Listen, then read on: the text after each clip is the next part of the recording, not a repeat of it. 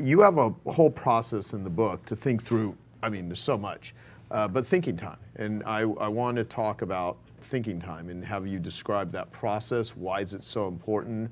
And it slows people down so that they can go faster and so that they can not build a machine for the problem that isn't, right?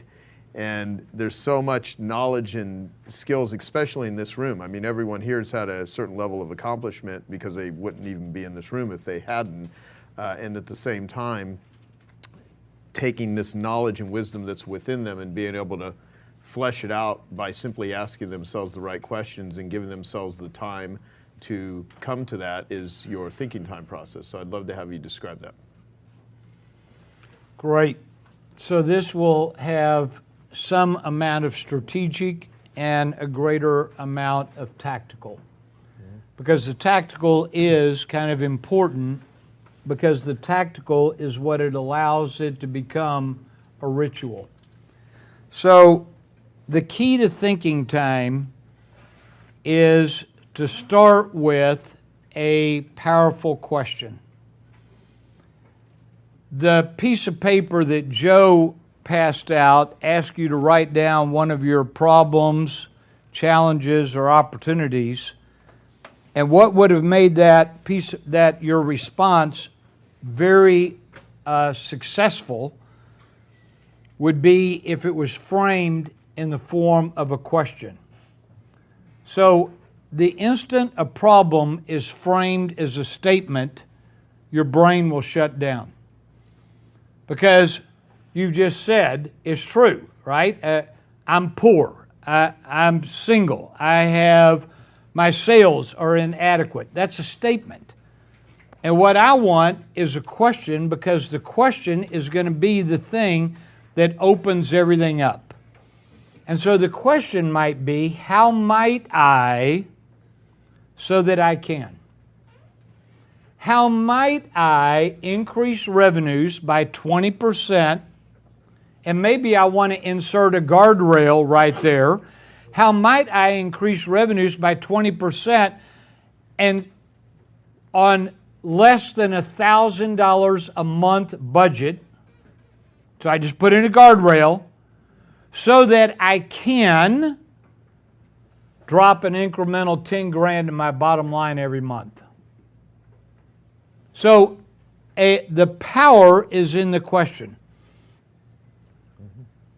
Albert Einstein was a professor at Princeton for 20 years. In his third semester of teaching, Albert's fellow professors came to him and said, "Dude, they're on to you." And Albert said, "What do you mean?" And his fellow professors said, "The students have stopped studying because you keep giving the same final exam questions every single semester. They're on to you. These are smart kids." They said, "You got to change it up. Otherwise, they all have passed around the test. They know what's coming." Albert said, "I'm not going to do it." And they said, "You got to be kidding me. Albert, you got to change the questions." He said, "Not going to do it."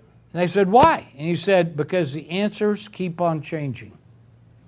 Now, I want you to think about that in the context of your business. In the context of your competition, in the context of the price of oil or who's in the White House or interest rates or alliances or networks that you have available, the answers keep on changing. And so what I need to get good at is figuring out the question. The saying I have is this: smart people have really good answers. Geniuses have really good questions. The key is, can I find the question that I need to ask before I start my thinking time? And the Road Less Stupid has got 704 questions that I've used, or variations on those themes, out of the thousands more that I've created. These are the best 704 questions I got. I've been doing thinking time for 25 years, 28 years. and I do it 3 times a week. It lasts for 45 minutes. I turn off my machines. I'm not in front of a computer.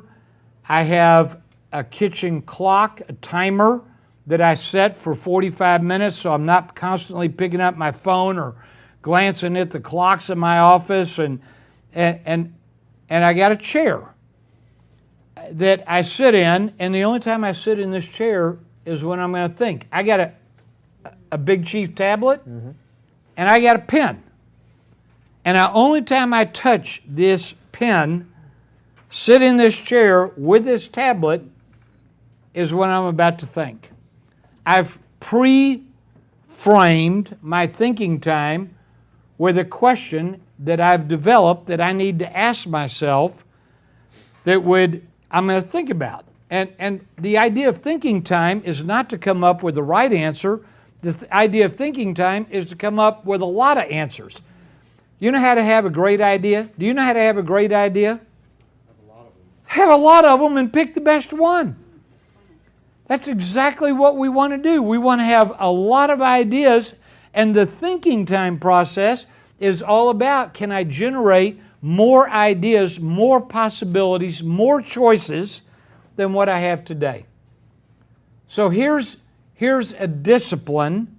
That's what thinking time is. It's a discipline that says, if I can sit quietly, if business is an intellectual sport, which it is, in my opinion, and if I'm going to be successful in solving problems or taking advantage of opportunities or identifying risk or figuring out what the obstacle is as opposed to the symptom, if I'm going to be successful in that, I need to stop reacting. I need to stop lurching. And what I need to start doing is thinking about, here's possibilities. And when I'm done with thinking time, the alarm goes off. When I think, it looks like this. So I'm in my chair. I get all settled in. I got to get my body really, really still, which my body is going to interfere with my thinking. So I always clear my throat. I take a sip of water. I do whatever I need to do, ooch my butt. I get very, very still. I've got my question or questions on my piece of paper. I start my timer, and I literally have my hand over my eyes so that I'm only looking down. If I look up, I get distracted. And I go into 45 minutes. And then the buzzer goes off, and then I look and say, okay, well, which one of these answers or which ones do I need to think more about? I've yet to have a thinking time. In 28 years, I've yet to have a thinking time that didn't add massive value. Has anybody in here taken, I know several of you have taken a 4-day MBA, you've heard me say this. Take away all my skills, take away all my money. Leave me only thinking time. I'll get it back. Is there a quick way to tell how you met Sandy and what you said to her? If you go through how you met her, that could take a long time, because I know this story, it's great. But when you sat down with her on your date and you asked her a question, could you tell that story? Because I think it's not only useful in terms of Keith Cunningham dating advice, but I also think it's actually really relevant to people's clients and customers and simply finding out what is important to them. So we're on our first date. We had known each other 15 years prior and hadn't seen each other in 15 years. This is the first time we had seen each other, and it's a first date. We're 3 hours into the first date. It is a spectacular first date. And I looked at Sandy at the end of 3 hours, and I said, I'm about to ask you a question I've never asked another woman in my whole life. And she kind of braced herself and said, okay, what is it? And I said, what do you want? And she said, what do you mean, what do I want? I said, what do you want in a man? What do you want in a relationship? I said, at the time, I was 50 years old. I said, I've been single for 10 years, and I said, I have been playing whack-a-mole and pin the tail on the donkey with every woman I've been out with for the last 25 or 30 years, and I'm tired of it. I need to know what you want. She looked at me and said, oh, that's easy. She said, I want to be loved and adored. And I asked the waiter to come over and bring me a pen and a piece of paper, and I wrote down, Sandy, January 4th, 2001, loved and adored. And I looked at her and I said, now tell me every single thing that needs to happen for you to feel loved and adored. And I started writing, and she talked for an hour and a half. I'm talking high maintenance here, right? And I'm writing it down, and at one point, literally, at one point in this hour and a half, she said, and I want a note every day. I said, you must be kidding me. I tried to make myself write. I couldn't. I said, every day, my God. What if I forget? She said, I'll remind you. And she does, right? I mean, at 3 o'clock in the afternoon, if there's no note that's been sent, she'll send me a little text and say, did the mailman break his leg? I go, oh shit. I start. So the idea to me that you're referencing, the idea is, look, find out what they want. The key is find out what they want, not what you want. Don't fall in love with what you want. Fall in love with your customers. What do they want? And we make the mistake of business owners of believing that the key is to figure out what we're passionate about. We don't have the money. Our customers have the money. Why don't I fall in love with the customers? Why don't I fall in love with something that can love me back? Falling in love with my product, falling in love with what I do is, to me, intergalactically stupid. Why would I fall in love with something that doesn't love me back? Let me fall in love with customers. Find out what they want. Go and get it. Go and get it and give it to them. If I can do those three things, it turns out I love writing the note because Sandy loves getting it. And if you would have asked me what the key to this woman's heart was and asked me to think about it for 100 years, at no point in time would I have written down or thought, oh, she wants a note every day. But find out what they want. Go and get it. Give it to them. Sandy's very smart. Here she is right here. She's the prettiest woman I've ever met in my whole life. And thank you for loving me. Thank you. Sandy's very smart. She asked me for the piece of paper. When she finished, she wrote down, what do you want? I said, okay, let me tell you all three things. All right? There's only three, so I told her all three, and it's been really, really good. Thank you. Thank you very much. Hey, I hope you're enjoying this video, and I want to let you know that I have a new book that's come out, and if you'd like to get it absolutely free, there's a link below in the description, or you can wait till the end of this video, or you can simply go to joesfreebook.com and you can get a copy there.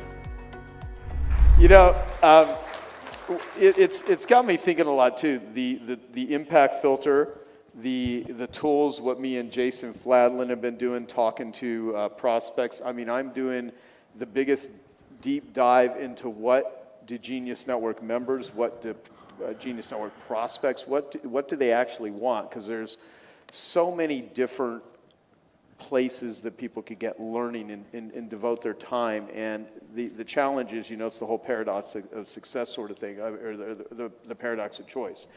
There's so many choices available that I really want to know what my clients and members really want and are looking for. Because me and Alex Mendoza, we did a program in 2003 called Stick Strategy Secrets, and it, to this day, is one of the best training programs that I've ever done. That, you know, people have made millions with that program and implemented it. And so we're doing a Stick Strategy Secrets 2.0 that we're going to start recording in the beginning of next year.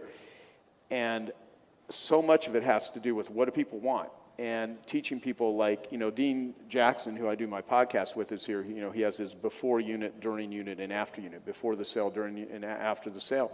And so much of just being a relationship marketer and having clients coming back and back is you know, it's the difference between the pickup artist that get a phone number or an email or versus someone that actually sustains a relationship. And so all of this, the reason I'm bringing this up is that, you know, all the things that I'm doing, that you see me doing, even the impact filter at the beginning here, is all based on just learning what it is people want and delivering it to the best of my ability. Every speaker here, every person, you know, people, the dominoes that they're telling me would be important to them. So Critical.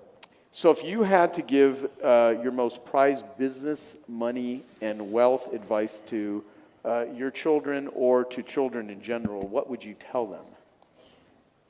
The most prized business advice.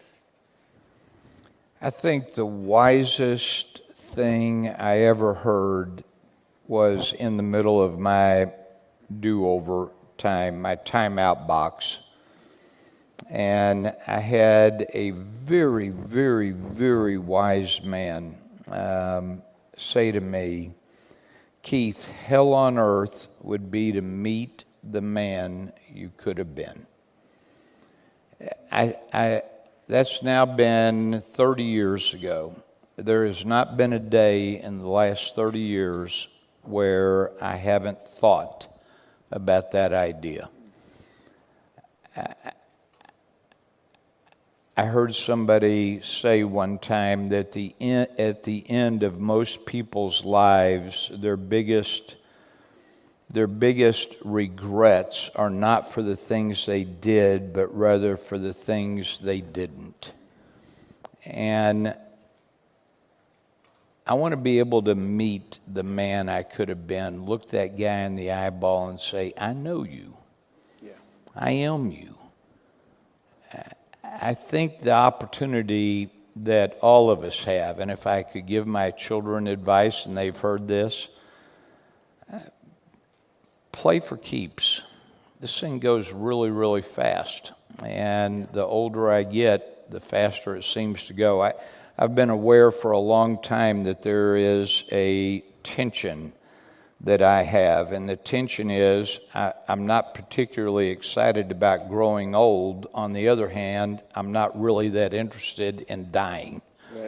Right? And those two are somewhat incompatible thoughts, right? So I'm aware that this thing goes really fast, and I'm aware that if I don't play for keeps, if I don't play at a level of mastery, if I don't play at a level of excellence, so to me, success is getting there and excellence is staying there.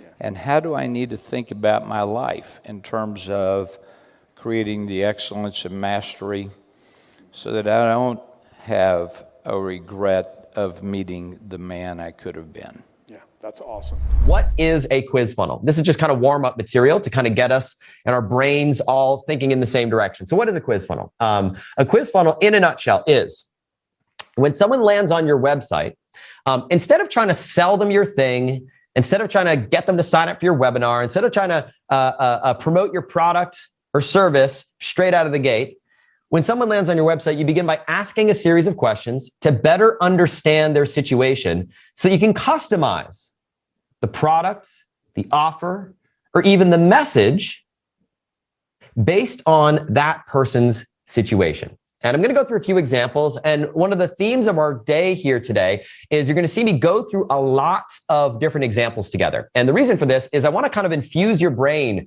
with ideas from all sorts of different markets, types of businesses, hopefully get the creative juices flowing for you to start thinking about what this might look like for you and your business. So kind of keep that in mind. I encourage you to have something that you're ready to take some notes with, whether that's a piece of paper and a pen, or if you're like me and you like to use your iPad to keep notes, to do that. And as and when you have ideas, I encourage you to just jot them down, maybe on the right-hand side on a piece of paper that you've got going. So let's take a look at an example of a quiz funnel in action. So the first example that I want to share with you here is a quiz funnel that some of you may be familiar with. It's in the golf space, and it's a swing killers quiz.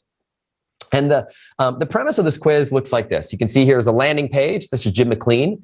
And on this landing page is a video. And the premise behind this quiz is, hi, my name is Jim McLean, and I've been helping golfers for the last 25 years. And I found that every golfer from the rank beginner to the seasoned tour pro suffers from one of several what we call swing killers. These are mistakes that you make in your golf swing that prevent you from hitting with power and distance and consistency.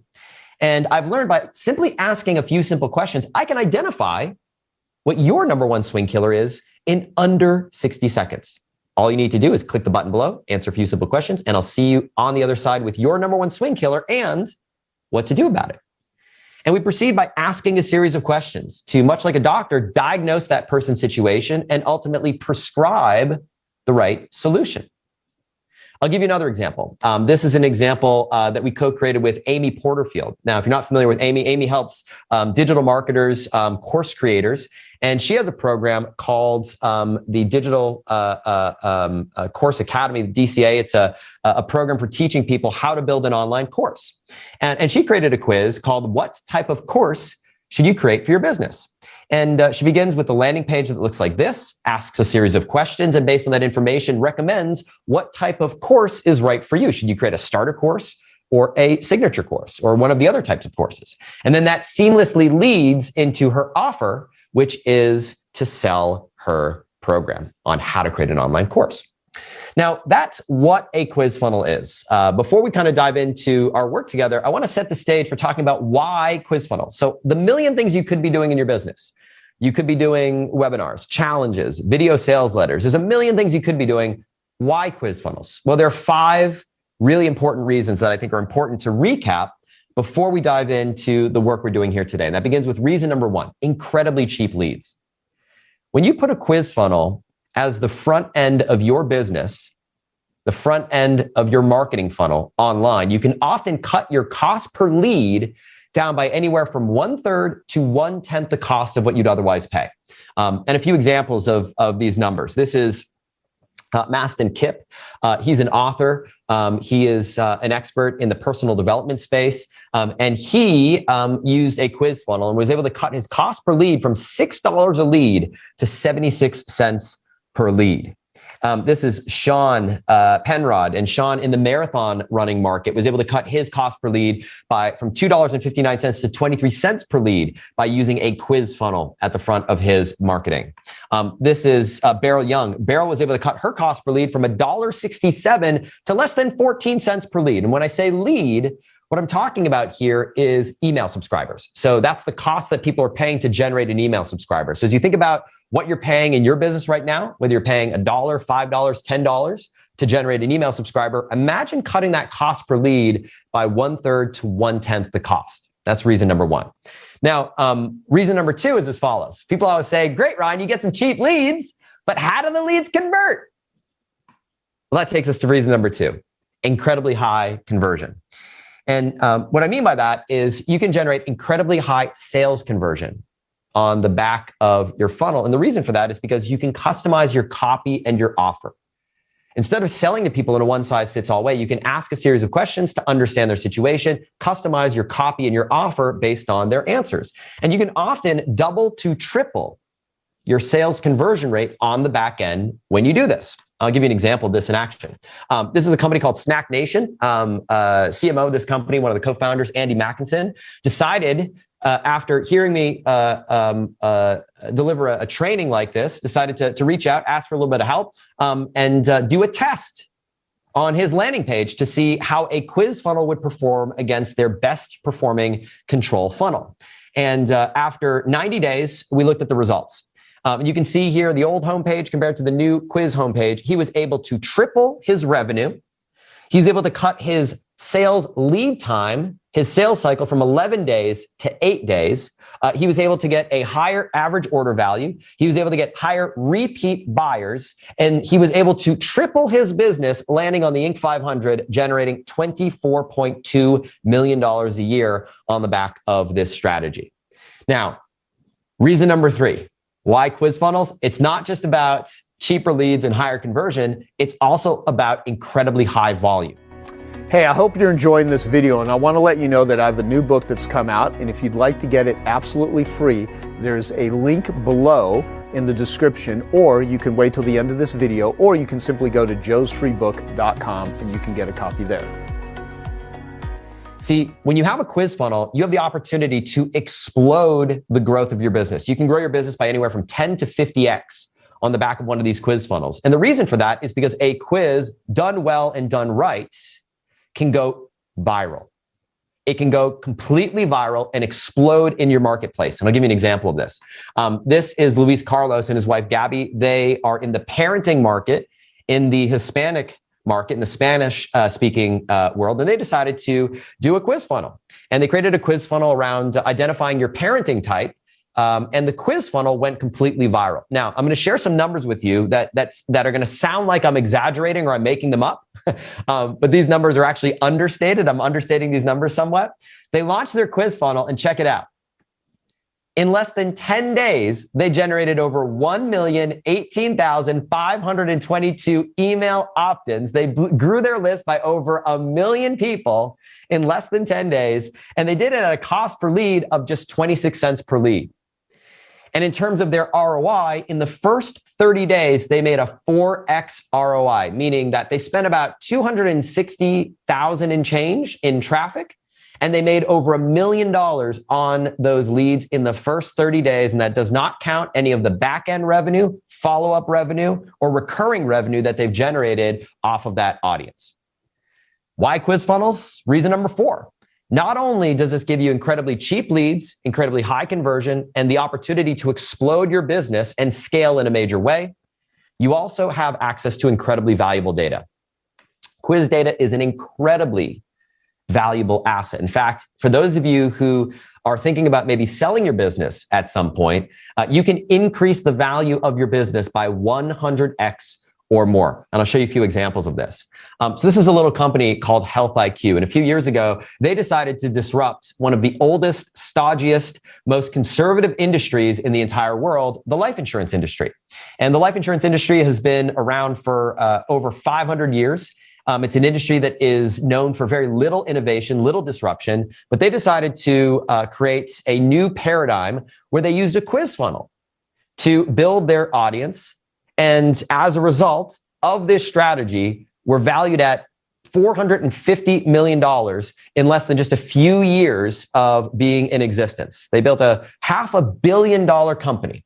Now, the reason for this is because the database that they've built, the database of leads and customers, is not just limited to knowing a person's name, email, and their physical address, but they have 25 different data points off of this list of people. Now, if you think about the most valuable companies of our generation, the Googles, the Amazons, the Facebooks of the world, what do they all have in common? They know more about us and have access to more data on us than anybody. Using a quiz funnel is a way to democratize access to that data, take it out of the hands of big tech and put it into the hands of you and your business. And I've been involved in a few exits that have generated incredible numbers based on this strategy. So remember that golf example that I showed just a few minutes ago. This is a little company, Revolution Golf, started by 3 golf buddies. We launched a quiz funnel together. We built an audience of over 2.1 million golfers. And then one day we got a phone call from a tiny little company called NBC, reached out and said, hey, would you guys be interested in possibly selling? And the golf channel, in partnership with NBC Golf, made an offer to acquire Rev Golf for over $50 million to grow their audience, to boost their digital audience, in this case, to over 15 million people. Did it again in the business funding space. Built a quiz funnel with a little company called Swift Financial. We built a quiz funnel called Loan Builder, which was a quiz to help people, small business owners that determine what type of business funding is right for you based on your circumstances. Started by an ex-MBNA employee, Ed Herricky. Ed reached out to me. We built a quiz funnel together, built a list of over 20,000 customers, and one day got a phone call from a tiny little company called PayPal, and PayPal made an offer to acquire Swift for over $183 million. So why quiz funnels? Not only is it about cheap leads, high conversion, exploding the volume of your business, and potentially dramatically increasing the value of your business in the event that you might want to exit at some point. But most importantly, not only does this help you better sell, but it helps you better serve. Of course, you win for all the reasons that we've talked about, but more importantly, your customer wins. And I'll show you an example of this. This is Dana Abraham. She's a mom, 3 kids. You can see here with her husband, Jason, on a road trip with their kiddos in the back seat. And she recently, last year, decided to launch a quiz funnel. She generated over 10,000 leads in 14 days, had her first $1 million year in less than 12 months on the back of her quiz funnel. And the feedback that she's gotten from her market is that you've changed my life. And Dana helps parents with outside the box kids. So kids that are on the spectrum, kids who have been rejected by traditional schools, kids who have been diagnosed as having learning disabilities. And she's helped parents with kids in that situation. And she's been able to make an incredible impact by reaching so many people that she otherwise wouldn't have reached. So whether you are looking to sell via a webinar on the back of your quiz, like Michael Hyatt here with the quiz that we co-created called the Platform Assessment Quiz that does over $200,000 a month. Whether you're looking to do a new launch and you'd like to use a quiz as the front end of your launch to explode that launch, like Amy's $5 million launch. Whether you're looking to sell information products like Charlie Wallace here with his Guitar Progress Killers quiz. By the way, Charlie went from nothing. He was literally trying to make it as a musician, sleeping in the backseat of his car with his bandmates, and decided he needed a way to make money.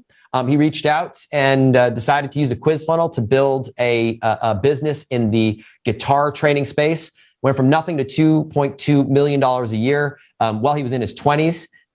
Named one of the top 10 entrepreneurs under the age of 30 by Entrepreneur, and was able to fund his dream, as you can see here, launching his debut record that hit the Billboard charts at number 12, all of which was made possible with this. Whether you're looking to sell e-commerce like Buck Risby and Steve Siskin, we created a quiz funnel in the supplement space that does over $12 million a year.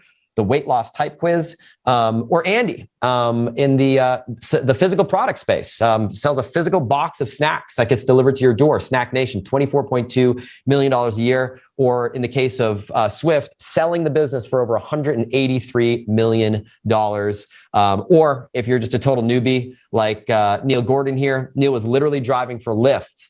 And less than a year later, on the back of his quiz, is now making $100,000 a month in the public speaking space. So I'm sharing these examples to get you excited, to get your mind sort of turning and your brain getting excited about what we're going to be covering here in just a minute. But we've got examples in all sorts of different markets, from the security market to the relationship market, to the Portuguese markets, as you can see here, business to business, business to consumer, the art market, and beyond. For everyone who's excited for the possibilities, we're going to get a little bit of work done today. So important first steps. Step number 1, first thing that we need to do is we need to confirm your offer.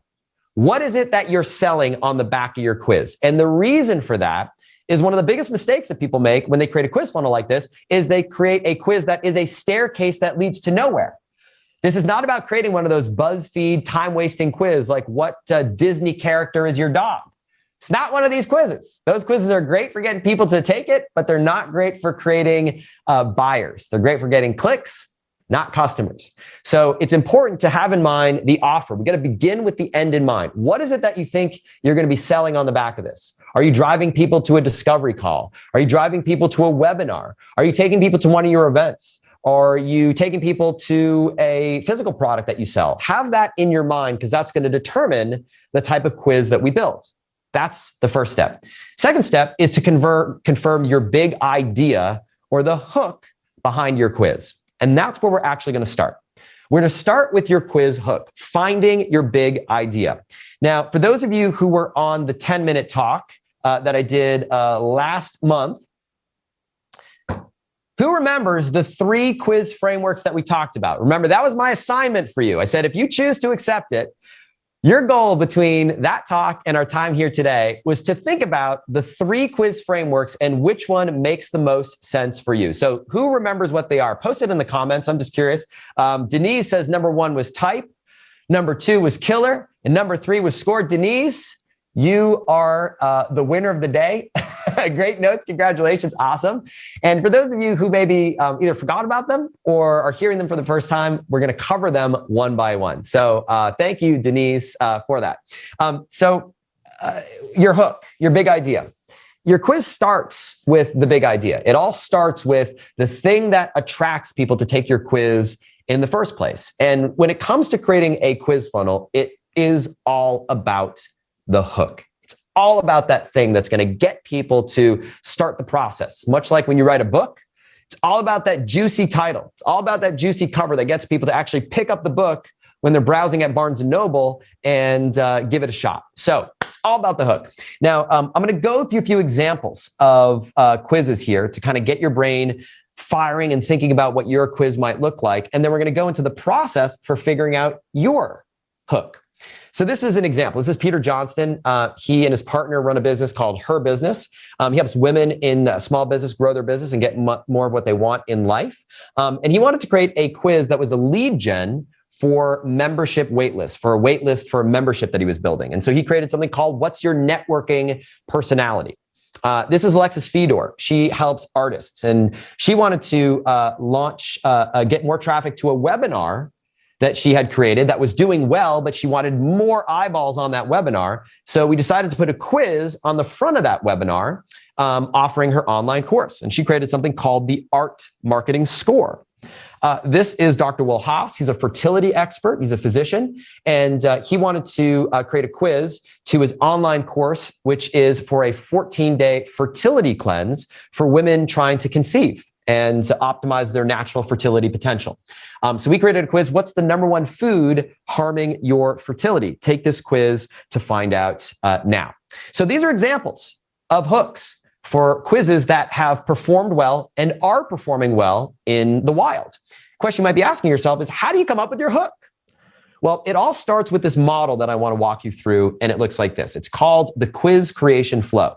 Now, before we go any further, I want to let you know that you guys have access to a special set of resources that we have curated for you and you only. I'm going to ask that you keep this within the group. You don't share this on the outside, because normally these are part of our paid programs. And I just want to gift this to you. And to keep things super simple and straightforward, we have made a special Dropbox link available. And so, Chris, if you're able to post that Dropbox link inside the chat, that would be awesome. And then I'm going to walk you through what that looks like, and we can go from there. And if we're not able to post that link, let's see, I'm not seeing it. Let me see, Chris, you able to either text me or unmute? And Eunice, we may need to unmute or give Chris the ability to post it, or Elliot, someone on my team, in chat. I'm not seeing it. Oh, wait. Oh, maybe I'm seeing it.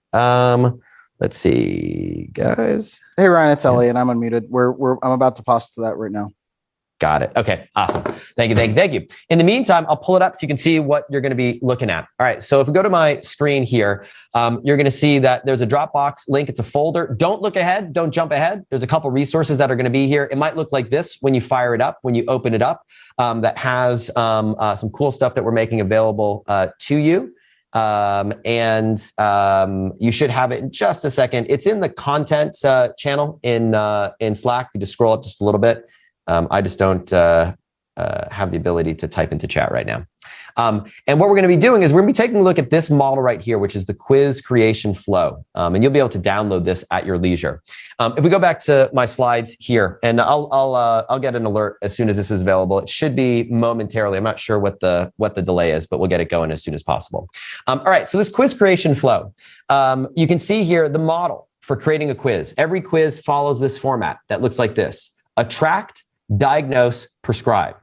And you can further break down that format as follows: welcome, questions, and then a series of steps where we give people an outcome of their quiz so that we can sell the next step in our funnel, whether it's getting people to buy your products, watch your webinar, or what have you. Now, in marketing terms, what this means is this: we've got a hook that leads to an offer connected by a bridge. Now, the important thing to note with this is that you do not build your quiz in the same order that people take your quiz. Instead, you begin with the end in mind. You've got to get clear first on your offer. 1 second. I'm going to see if I can, bear with me 1 second. I'm going to see if I can get this. There we go. All right. The Dropbox link is now officially inside the chat. So the document that we're looking at right here, if you want to pull it up, I'm going to go back to it here. You go into Dropbox and you're going to see number 4, QFBC quiz creation flow. You may want to pull that up. You may want to download it to have it at your disposal. You can just click this download button right here, direct download, pull it up, and then you'll have it right there in your browser. So you can look along with me. All right, great. So it's a Dropbox link. It's inside the chat. You'll see it, and we'll post it again if folks can't find it. So go back to my slides here. We want to begin with the end in mind. We begin with the offer first, and then we move from the offer to the hook. And then from there, we connect the offer and the hook with the bridge. Now, I'll show you some examples of this in action before we go through the actual process of coming up with your hook. So, a few examples. This is Michael Hyatt's quiz, and in getting an echo. This is Michael Hyatt's quiz, and in his case, Michael is driving people to a sales webinar. He wanted to take people to a sales webinar to sell his multi-$100 product, which is a platform university offer. So the offer that we're driving people to is to sign up for the webinar, created a quiz called the platform assessment to take people there. Here's another example. This is Mastin Kip. Mastin wanted to sell people copies of his book. We used a quiz, what's your nervous system survival type, to take people to his book offer. Here's another example. This is Morgan Gist McDonald. She wanted to drive people to a discovery call, to a sales call. And we used a quiz to drive people to a call to action to get people to do a discovery call with a member of her team. She helps authors publish their book. And we created a quiz called What is Your Publishing Path? What publishing path is right for you? This is Dev Basu's digital marketing agency called Powered by Search. We want to drive people to a pre-recorded webinar that is for his digital marketing agency, created something called the Digital Readiness Assessment to drive people there. We already talked about Amy Porterfield. Amy wanted to drive people to her Digital Course Academy program. In this case here, the program's not available for sale at the moment. So what she does is she uses the quiz to drive people to the wait list for her offer. So that way, the next time that she launches, she has a massive list of people who are ready and excited to buy. All right, now let's talk about your quiz hook, this piece right here. There are 2 pieces to every quiz hook, and they are as follows. The first is what we call your quiz topic. Now, the quiz topic is going to be unique to you. It's going to be unique to your business, your market, and your quiz. It could be digital marketing. It could be metabolism. It could be your golf swing. It could be guitar playing. It could be blood sugar. It could be online courses. It could be a quiz about money. That quiz topic is going to be unique to you. Now, the second part of your quiz hook is what we call the quiz framework. Now, this is where Denise's answer comes into play.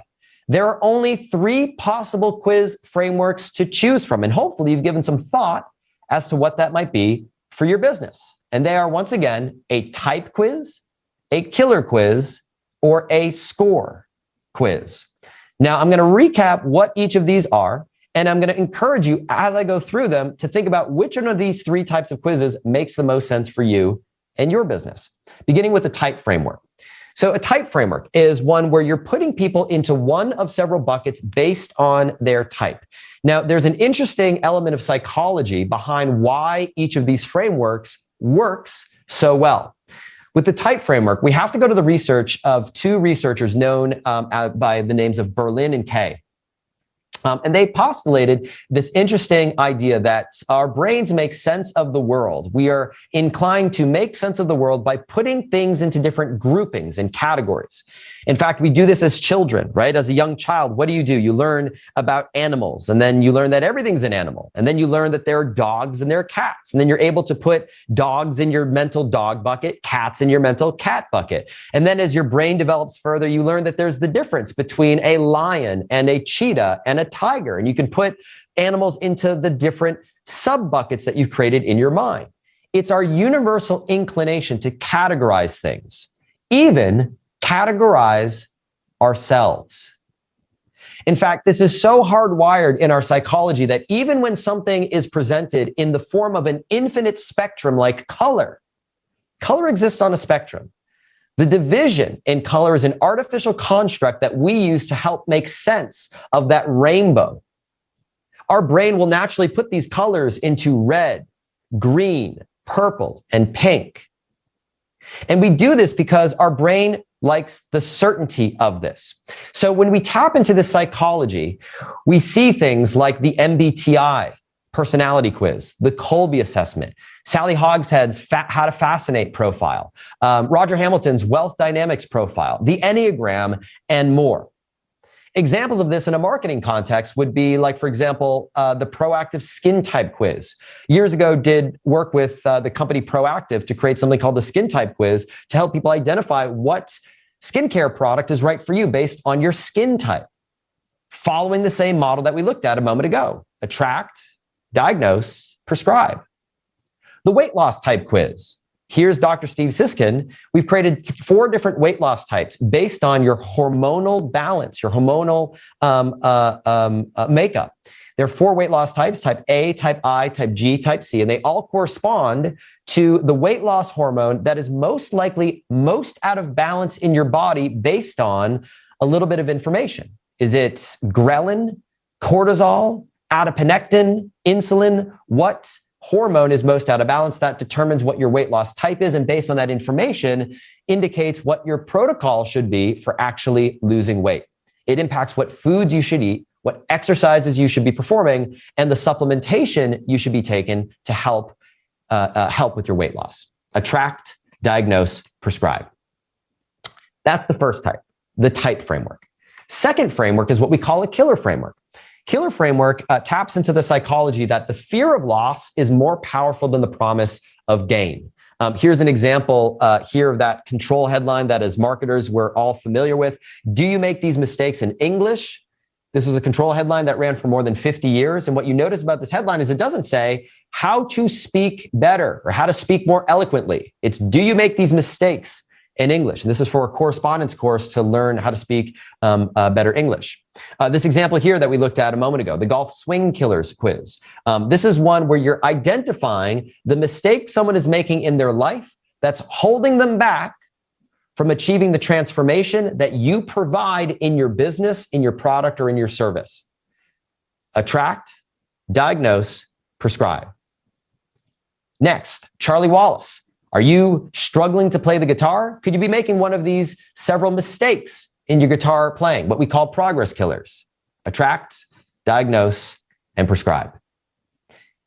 The third framework is what we call a score framework. Now, this one here taps into a different type of psychology, taps into social comparison theory. Now, if you look at this right here, I think many of us on this call are old enough to remember what we're looking at here. Remember this thing here? Does that bring back some memories? I don't know about you. Every time I look at one of these things, it brings back memories for me when I was a kiddo, having to bring this thing home, sweating bullets. By the way, out of curiosity, I'm always curious with this group. Where are my straight A students? Raise your hand if you were like a straight A student in college, in growing up. Yeah, okay. Where are my C students? Raise their hand. Yeah. I love it. Every time I do this, it's the same thing. The straight A students, you guys just, like raising your hand, all modest, like don't want to show off, whatever. And then the C students are like giving me like the double middle finger in the camera. They're like, yeah, I was a C student. What have you? So you can take your guess if you think I was a C student or an A student. But I love it because it evokes so much emotion. seeing something like this. And it's a label, look at this, it's a label that we carry with us into adulthood, right? We remember the fact that we were an A student or a C student or a B student or a D student or whatever. It's a label that we carry with us into adulthood. And it underscores why this is so powerful. It taps into social comparison theory. That yet another way that our brain makes sense of the world is that we're constantly comparing ourselves to both ourselves and to our peers. We exist in a relative basis. There's no such thing as an absolute. We want to know how we're doing. Are we making more money than that guy over there?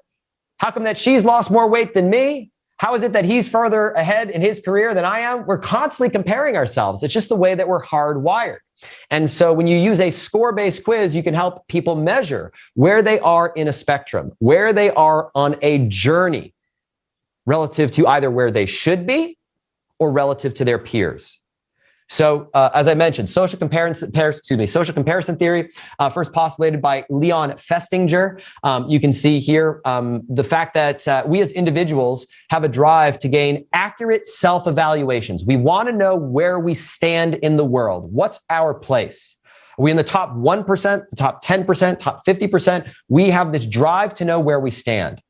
And you can use this to create a score-based framework to help people evaluate where they are on a journey of progress, create a gap between where they are and where they want to be, and then introduce your solution, your paid product or service, which presumably helps them fill that gap.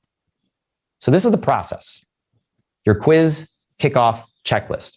Now, if we go to our handouts and we go to the Dropbox link, the one that you want to be looking at here is as follows. The one that says number 3. See the one that says number 3? Kickoff workbook.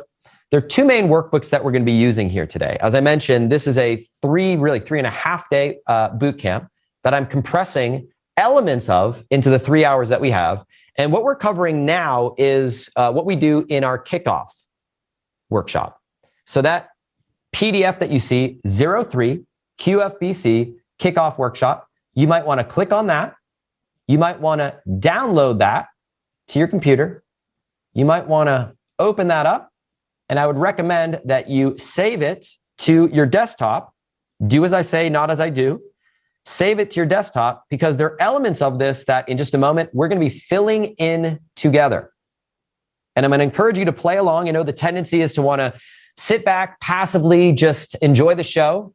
But my recommendation to you to get the most out of our time here together, the more that you are actively involved, the more that you resist the temptation to just sit back and actually play along, have a little bit of fun with this. Don't worry about getting it perfect. Just put in your first couple thoughts. It's going to get the ball rolling. It's going to help make some progress. So this is my recommendation to you. Download that PDF, and we're going to start filling some things in together based on our first initial ideas and initial thoughts on what your quiz might potentially look like. So let's take a look at our slides here in the process. Process is as follows. These 6 steps. Start with your offer, brainstorm the topic, brainstorm the framework, brainstorm your hook, make a short list of your top 4 ideas, and then select your hook. So this is the process right here. We're going to begin with step 1, start with your offer. So I mentioned a moment ago, the first thing that you got to get clarity on is what are you selling on the back of this quiz? What's the point of this quiz? You're not just doing it for fun, right? You're doing it for a business reason. You want to get more people to watch your webinar, more people to sign up as clients, more people to buy your physical products. You're doing something. The goal of this quiz is to generate leads and customers. So you want to get clear. Now, when it comes to your offer, you might, there's some questions that are important and helpful to ask. Like, for example, what's your most popular product or service? That could be a great candidate to put on the back of a quiz. Quiz is a great way to scale something that's already working well. Which of your products solves a well-known problem? Do you have a new product that you want to launch in a big way? A quiz is an incredible way to explode into a market with a new product. If you don't have a product or you're not sure what to sell, send people to a wait list. That's a great way. You're not sure what you might want to sell right now, put people to a wait list. And as you'll see in a moment, you can use this wait list strategy to figure out what to sell or sell the next thing that you're planning on launching. You can build a list to make an offer in the future. Now, if you have no product, create a pre-launch list for your yet to be created product. Quizzes are a great way to create a pre-launch list. Whether you're writing a new book, launching a new course, create a pre-launch list using a quiz. The best way to build a list quickly is to, for a launch, is to do so via quiz. I shared with you Jamal Miller, I think a moment ago. Jamal has a quiz that he created. Why are you still single? He sells in the Christian singles market. You can see Jamal with his family here, created a quiz. Why are you still single? Generated over 10,000 leads in 14 days. Thing went viral. He went from making $17 an hour working for his church, trying to build his business part-time, to making over $500,000 in his first year on the back of this strategy. Now, if your product is not available right now, you might say you have a seasonal product or something that you only open periodically, like with a launch or something of that nature. Build an interest list, and you can swap in the offer when the product is available. So in other words, you can create a quiz where you don't necessarily have to have your sales process dialed in on the back end. You can use it to build a interest list and then swap in, replace that wait list with a sales video for your product as soon as it's ready. So an example of this is Blue Melnick and Barry Bumgarner, the principals at Sage Events. Most of you, I think, know Blue and Barry and Blue. They are incredible in the event space to produce some of the biggest events in our industry, including Tony Robbins' event last year. And so we created a quiz. What type of event is right for you? They weren't quite ready to launch their course, so we used it to build an interest list, a pre-launch list for their offer. And before their offer was ready, we just sent them to a little video that looks like this. They built a list of tens of thousands of people for launching their offer on the back of this strategy. Let's say you're selling something now and you might want to sell something different down the road. No problem. You can use the same quiz funnel to sell a different product down the road.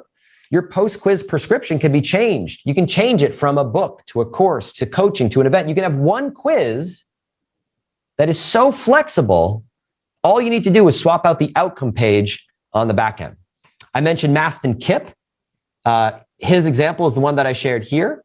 He literally went from selling his book to selling his course. The only thing he changed was the page he was sending people after they took his quiz. And by the way, if you don't have an offer, you're not sure what to create, you can use a quiz to build a list of people so you can ask. Mike, at the beginning, when he introduced me, talked about how the ask method, one of the most powerful aspects of it is the fact that you can survey your audience in a very specific way to understand the hot buttons, the challenges, the frustrations, the struggles that they have, so you can dial in your marketing messaging and your products based on those needs. Well, the process is simple. Step 1, launch a quiz. Step 2, run a deep dive survey to that list of people that you've built. Step 3, create and sell what your list wants. An example of that is Gabby and Luis Carlos. I shared their story. They're the couple who sell in the parenting market in the Spanish-speaking market, generated a list of 1 million people, did a survey to that list and said, hey, what are you struggling with as a parent? Created a course that solved that need, made $1 million. It doesn't get any more complicated than that. That's it. Now, if you're stuck, you're still not sure, my final recommendation is to start with a practice quiz. If you're kind of sitting there right now and you're like, oh, I could do this, I could do that, take the pressure off yourself. Don't try to get it perfect out of the gate. Start with a practice quiz. In fact, that's exactly what I did. If you're like most people, your first quiz will not be your last quiz. So detach yourself from the outcome, focus on this process, and take that first step. I've got a couple resources that I'm setting you guys up with. If you're still stuck and you're like, I don't know what makes the most sense, we have 2 resources for you. One is in the Dropbox link. You'll see it's resource number 1 in the list. It's, number 2. It's 101 profitable ideas. That will give you a whole bunch of different quiz funnel niche ideas for you. And then the second one is resource number 1, which is quiz funnel ideas. So actual potential quizzes to kind of jog your thinking. So first thing that you want to do, start with your offer. And to do that, we're going to go to our workbook. So this is resource number 3, the kickoff workbook. It's the one that looks like this. And what you're going to do is you are going to scroll down. You find the right page to page 4 in the PDF where it says start with your offer. And in this space right here, this will take you 10 seconds. We're going to do it together in real time. What's your market? What are you selling? And what's the price point of that thing? So you might say the market is the weight loss market. Let me zoom in so you can see that a little bit more easily. You're just going to do it. Let's do it together right now. Weight loss market, what are you selling? I'm selling my weight loss bootcamp virtual. And what's the price point? Let's say it's a $497 program. Okay, great. Done. Step one, done. Once you've done that, you can check off the box. Step one, we are finished. Now we can move on to step two, brainstorming your topic. So now that we've got clarity on what it is that you are going to be selling on the back of your quiz, now we can come up with a topic that's going to attract the right type of people. So let's go through that process. So when it comes to figuring out your topic, there are a few thought starters, resources, and tools that I want to share with you. And I'm going to go through these pretty rapid fire. You'll have access to these resources, but you might want to take some notes as we go through them. So a few different questions I always ask whenever I'm going into a new market, thinking about what the quiz might be about. I ask myself, what are the questions people are always asking? What are the 3 to 5 challenges that people are always struggling with? In my space, it's things like building their list. It's things like choosing their market. And it's things like doing a launch or creating a webinar. What are the questions that people are always struggling with? Number 2, what are the things that people are insanely curious about in your market? Where is there an opportunity to tap into the psychology of self-discovery? Number 3, what are things that are hot in the media right now using a newsjacking approach? This is a great approach for thinking about a quiz. Someone's going to create the Clubhouse quiz because people can't stop talking about Clubhouse, right? Like Clubhouse is ripe for a quiz right now because it's the thing that's in the media. Things like crypto and Bitcoin, that's getting a lot of attention, right? So at the time of this recording, we have all of these big players that have bought $100 million, $1 billion, Elon Musk, $1.5 billion worth of crypto through Tesla. Crypto, Bitcoin is a huge topic right now. So that's ripe for a quiz. So using that newsjacking approach. Next thing to think about for a potential quiz topic. What are the myths, mistakes, and misconceptions in your market? What are the things that people just completely get wrong? Great opportunity for a quiz. And finally, last but not least, what are the things in your market that offer a high degree of either loss or gain? Meaning there's a huge potential for people to win big or a huge potential for people to lose big if they make a mistake, if they screw up this part of their life or their business. All of these are great possible thought starters to help you think about what your quiz topic might be. I've got some other tools for you that I'm going to go rapid fire through as well. So these are some of the tools that I like to use when I'm brainstorming different topics. One of my favorites is a tool called Answer the Public. It's a tool you just type in a term, like here I type in the word sleep, you go to answerthepublic.com, and it gives you this whole mind map of questions that people ask around sleep. Using these question words like when, which, why, what. Like for example, which sleep is best? Which sleep stage do you dream? Which sleep position is best? That's a quiz right there. Which sleep position is right for you? Take the quiz to find out now. Boom. Great idea here. Which sleep mask? Which sleep mask is right for you? Take the quiz to get a sleep mask recommendation to help you get the best sleep of your life. We take into account things like your face shape, your sleep habits, even your sleep position, and we'll recommend what sleep mask is right for you to get the best sleep of your life. Take the quiz to find out now. Another great tool, AllTop. AllTop is a great tool for looking at the top headlines that are happening in the world right now. And you can oftentimes find something that's in a space or market or industry completely unrelated to yours, and it'll give you a great idea.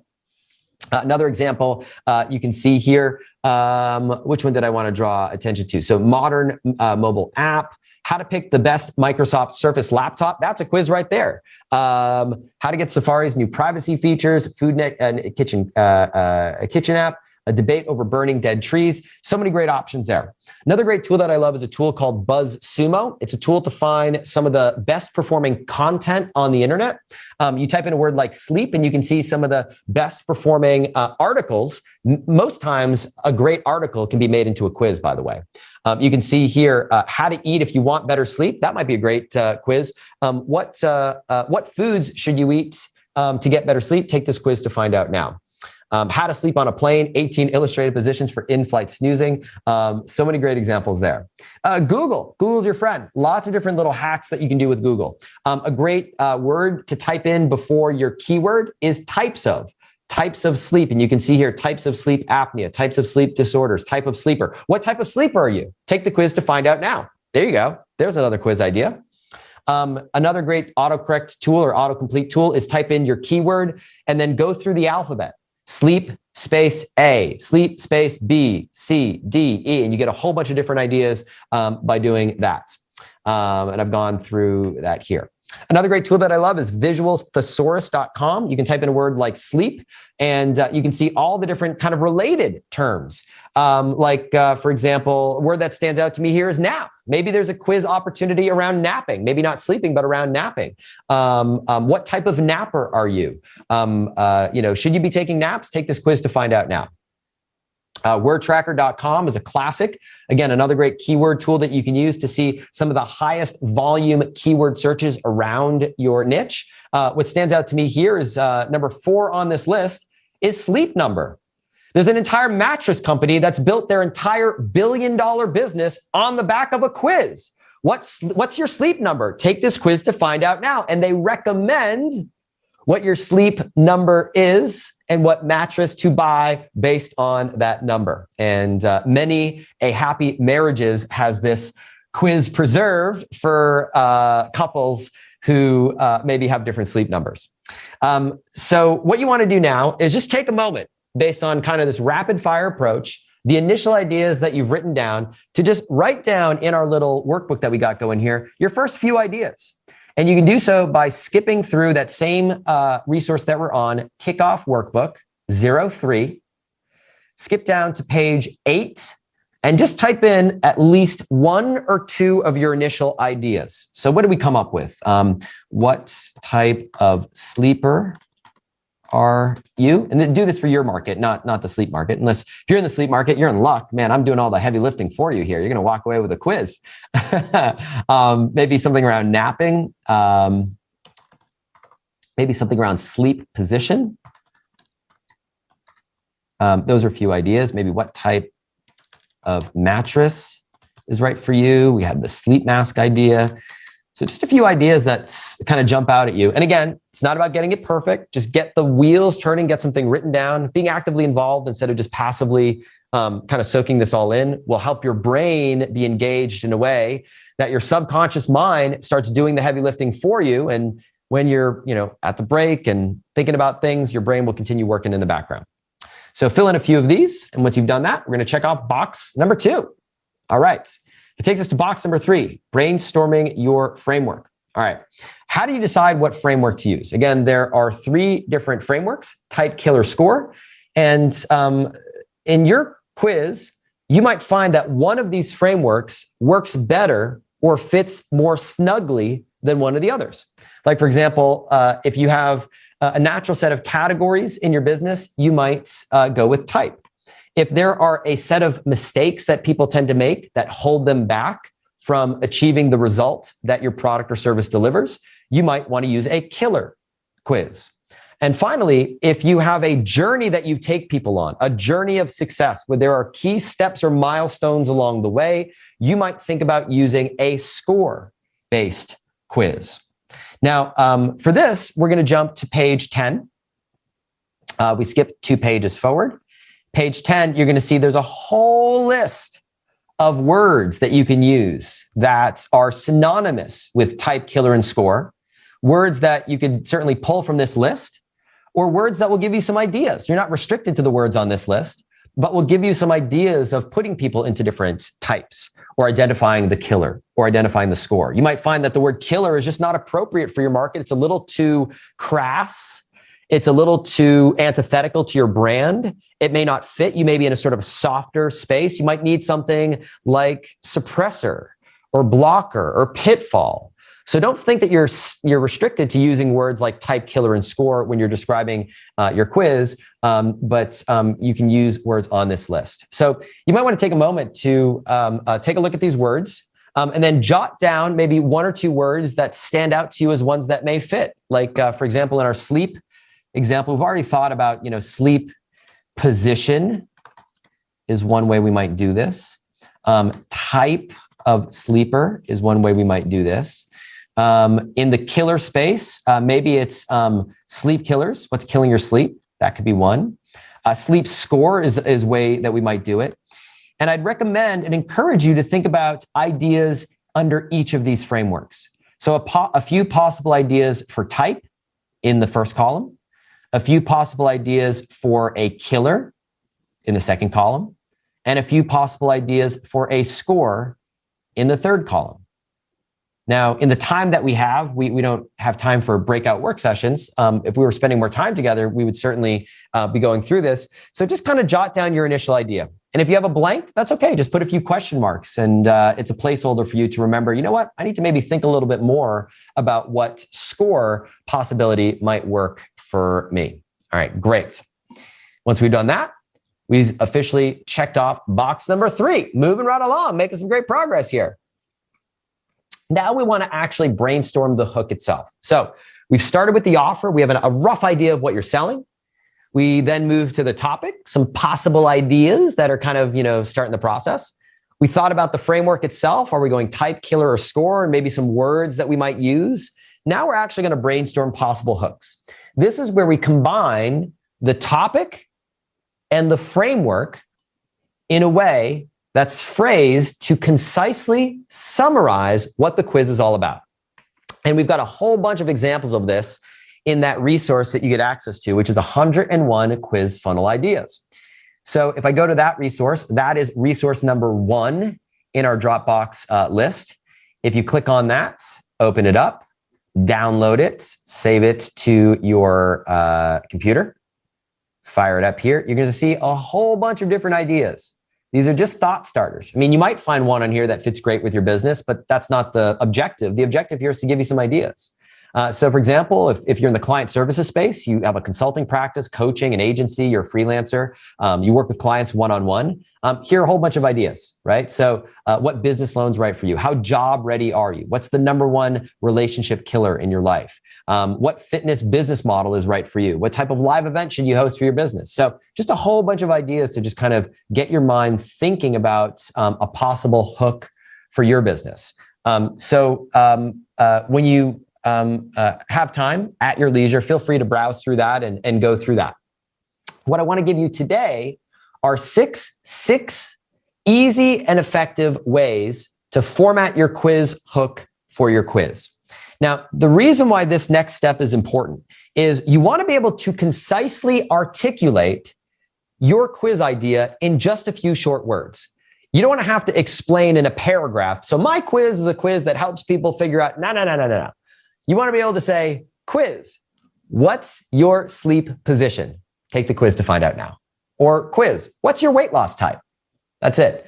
Quiz, what's your number 1 swing killer? You want to be able to articulate your quiz in a very short, simple, and concise way, because that is how you're going to be positioning your quiz in the form of a headline in your ads, in the form of a subject line in your emails, in the form of a simple opening in your videos. You want to be able to articulate it in just a few short words, and we have some easy to use frameworks that you can use for this. So let's check it out. So 6 easy and effective ways to format your hook for your quiz. Here's the first one. Quiz, what's your topic plus framework? So you just came up with your topic, you just came up with your framework, you're simply filling in the gaps. Quiz, what's your wealth blocker? Quiz, what's your skin type?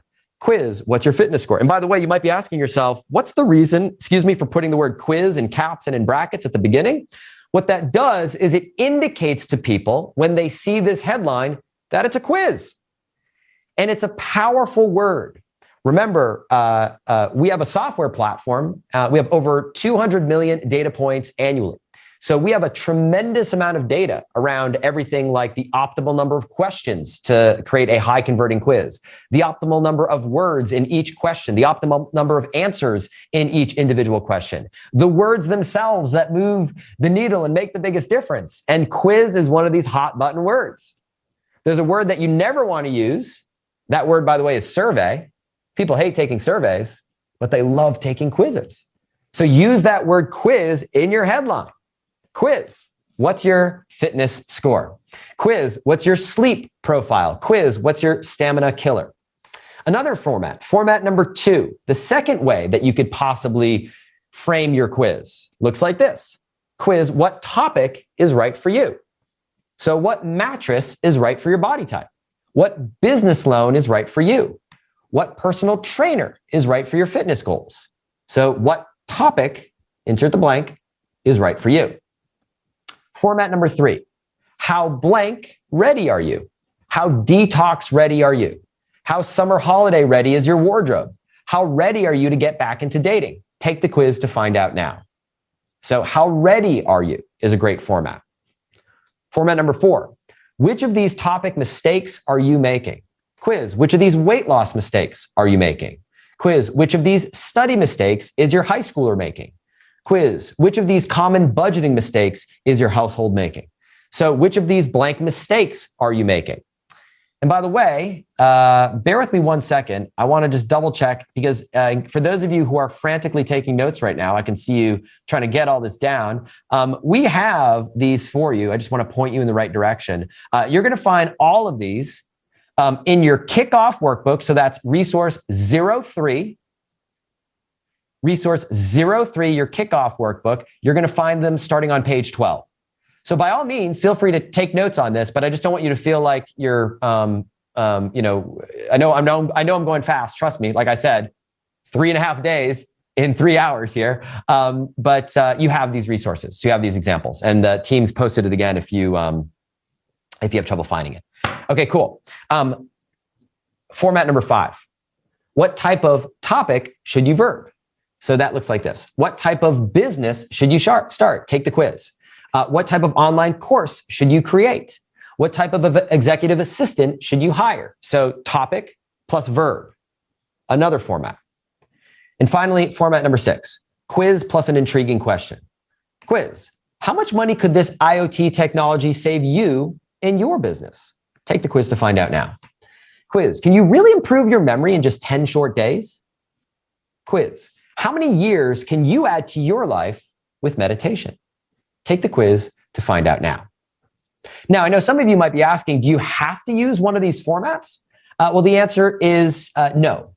These formats are guides only. You are only limited to your imagination. But one of my phrases, one of the things I teach all of our clients, all of our students, is I always recommend to emulate before you innovate. I get it. You're creative. You're entrepreneurial. We all are. We want that. We have that temptation to want to say, hey, you know what? I know, Ryan, I know you've spent 100,000 hours doing this. I know you've dedicated the last 20 years of your life figuring this out. I've never done this before, but I have this idea. Well, your idea very well could be better than anything that we've ever tested, but I recommend at least starting with a best practice so you have a baseline, and then you can see, does your new innovative idea outperform the baseline starting point, or does it underperform? So you can compare it on a relative basis. Emulate before you innovate. It makes it easy to use a tried and tested format. So as I mentioned, these are all in that workbook that you've got access to. And the next thing that you want to do now, we're going to take just a half a second to do this.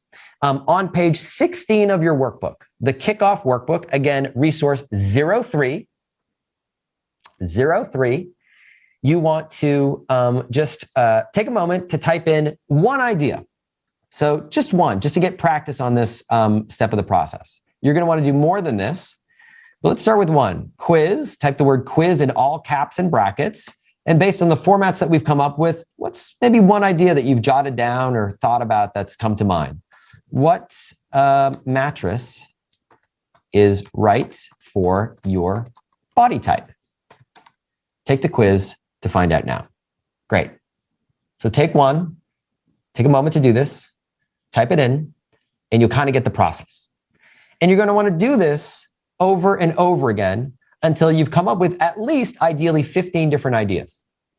And the reason for that is, as we all know as marketers, the first idea is often not the best idea. We've got to get through that throat clearing, got to get through all the kind of messy garbage in our brain before we can cut through the clutter and get to the good stuff.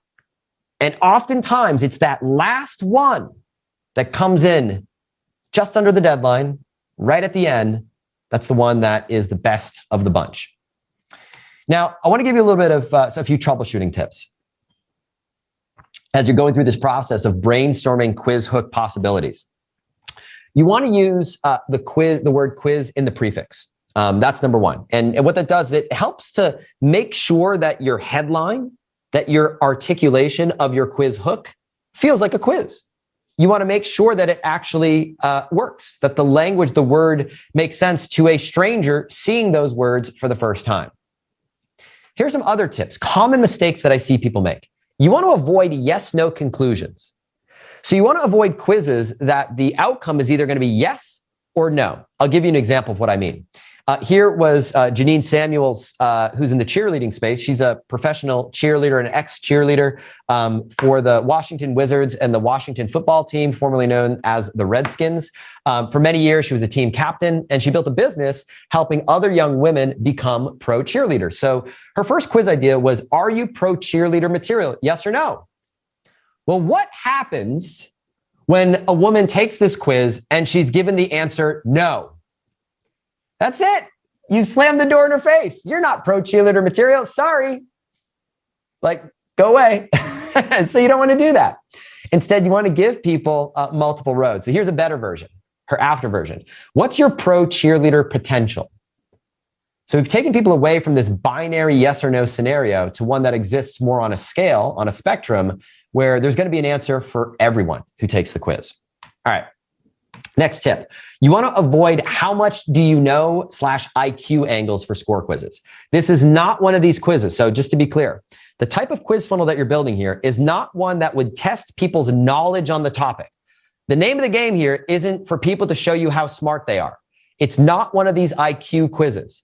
And the reason for that is oftentimes it gives people a false sense of preparedness toward the transformation you provide in your product or service. How many times, and you might, as I ask you this question, think about this in your business, and maybe you've had this in your life. How many times do you feel like you might know something? You know the right answer. You know what you need to do, but it doesn't necessarily reflect the work that you've done in that area of your life, right? Like you know what you need to do to be a better romantic partner. You know what you need to do to prepare your business. You know what you need to do to eat healthier in the kitchen and work out in the gym. But it doesn't necessarily mean that you've actually done it, right? So we don't want to give people this false sense of accomplishment where they feel like patting themselves on the back and say, yeah, I know what I need to do. I don't need to buy your workout equipment. I know exactly what I need to do. So you want to avoid these IQ-based angles. So in this case here, go from what is your pregnancy IQ score to what's your pregnancy readiness score. Before, how much do you really know about insurance to what type of insurance is right for you. More troubleshooting tips. Avoid more than one idea in your hook. For those of you who have more than one idea right now, just show of hands, show me who has like more than one idea right now. If you got like a few different possible ideas. Yeah. The worst thing that you could possibly do is make poopy colored Play-Doh and combine all those colors together. That's the worst thing that you can do. Don't combine the purple and the yellow and the red and the blue because it's going to make that poopy brown color. So don't do that with your quiz hooks. Don't try to combine them all into one and make some like mega quiz idea. It's less is more here. So take a look at this. You don't want to do something like this. Yeah. I'm wondering if we could break things up and do a couple examples, because I know there's a lot of spinning heads right now. Okay. Would it be okay if we did some actually incorporated some of these ideas, but with some live examples, just so they get some support? So I'm about to get to am I going to mess you up in your flow? I'm going to get to a pausing point in about 6 or 7 slides to do just that. Great. Thanks. All right. Awesome. So a couple more tips, and then we'll take a few live examples. I think that's a great idea. Okay, great. So here's an example of combining too many ideas into a quiz. Quiz, what's your health superpower and silent killer? I don't even know what that's about. Like I have to read that 3 times for my brain to even understand what it is, right? That goes from being very complicated and too much to quiz. What's the #1 silent killer causing your stress? Another example. Another tip is you want to create distance to avoid resistance to blame, and at the same time, add a bit of intrigue in the process. And this is best understood by showing you an example. If you have a quiz that reads, what's your stress type? By doing that, you run the risk of people resisting their diagnosis because it's too tied to their personal identity. But you can create just a shade of distance by not making it about them, but instead making about, for example, their body. What's your body's stress type? See that subtle difference? Just that nuance, taking it from what's your stress type to what's your body's stress type? Or even better, what's your body's natural stress type? Now you've taken it from this thing that the person is screwed up or messed up to your body just has this natural stress response. It's not your fault. It's just the way your body is. But once you identify what that natural stress type is, then and only then can we work through and formulate a plan to address that. You could also have what's your body's stress response score. Other great ways to create distance to avoid resistance to blame. A few more things I want to get to, and then we'll take Mike's suggestion and do maybe a few live examples here. So for a mistakes and killer angle, use the phrase or the number 1. So you could take it from what's your relationship killer, which is a little meh, to what's your number 1 relationship killer, which just gives it just that little, it punches it up just a bit. It gives it a little bit more teeth. Taking it from quiz, what are your debt mistakes, to what's your number 1 debt mistake? Take the quiz to find out now. Consider diction, and in some cases, alliteration. So the words you use in your quiz, you want your quiz to be able to roll off the tongue. So for example, before quiz, what's your healthy pregnancy blind spot? It's a bit of a mouthful. To what about this? What's your birth plan blind spot? That alliteration causes it to roll off the tongue. Or another approach, what's your pregnancy preparation score? Much easier than what's your healthy pregnancy blind spot, which just doesn't, you kind of stub your toe, as we say in copy a few times. One more. Before, what pro-fertility foods is your diet missing? My brain almost needs to read that and reread that a couple times to understand it. To what's your number 1 fertility diet deficiency? Another example, what's your book publishing type can become what publishing path is right for you. And finally, make sure that you're using language that your market is already using. So I saw this with an estate planning attorney creating a quiz for his practice. Started with, what's your legacy readiness score? And I said, is legacy readiness, is that actually a phrase that people use, that consumers really use in real life? Like when a husband and wife are sitting at the dinner table and they're, eating the mashed potatoes, does the husband go to the wife and say, I wonder what our legacy readiness is right now? No, it's probably a phrase that's never been uttered outside of marketing circles. What about estate planning? Oh yeah, that's a word that people use. What's your estate planning readiness score? And make it clear, make it simple. Less is more. Keep it simple. What's your lead generation readiness score? Can just become what's your number 1 lead generation killer. Okay, I hope you found that video awesome and useful. So if you want to get a free copy of my book, I want you to click here. And if you want to watch some more videos that'll be useful and awesome, click here. Go ahead. They're over here. Do it now. Come on. Thank you. Watch them.